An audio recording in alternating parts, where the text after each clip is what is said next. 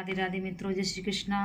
जया एकादशी महात्म, यानी कि माघ मास के शुक्ल पक्ष की जो एकादशी है वह है जया एकादशी। श्री कृष्ण बोले, हे धर्मपुत्र, माघ मास के शुक्ल पक्ष की एकादशी का नाम है जया है। इसका महात्म्य पद्म पुराण में ऐसे लिखा है, एक समय स्वर्गपुरी में इंद्र के सामने गंधर्व गान कर रहे थे। अप्सरा नृत्य कर रही थी। उनमें एक पुष्पवती नामक गंधर्व की स्त्री और माल्यवान नामक मालिक का पुत्र भी था।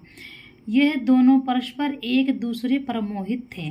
काम के सेवक को महाअंधा कहते हैं। उन्हें यह विचार न रहा कि इंद्र की सभा में श्राप मिल जाएगा। परस्पर दोनों की दृष्टि लड़ने लगी। माल्यवान तो दीवाना होकर गाना भूल गया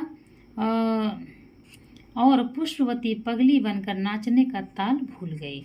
देवराज ने देखकर क्रोध किया और कहा, तुम दोनों पिशाच योनि को प्राप्त करो। भरी सभा में अपमान करने वाले को ऐसा ही दंड दिया जाता है। अपवित्र जल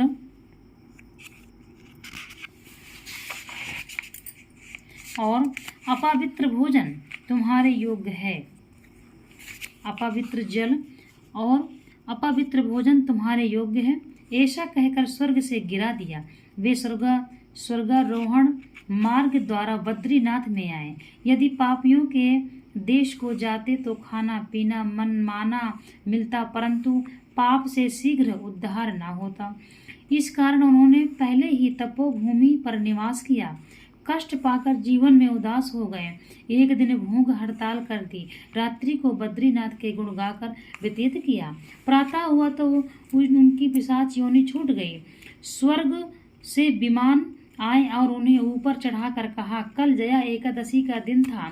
आपने भूलकर भूख हड़ताल कर दी और रात्रि जागरण कर प्रभु का गुणगान किया।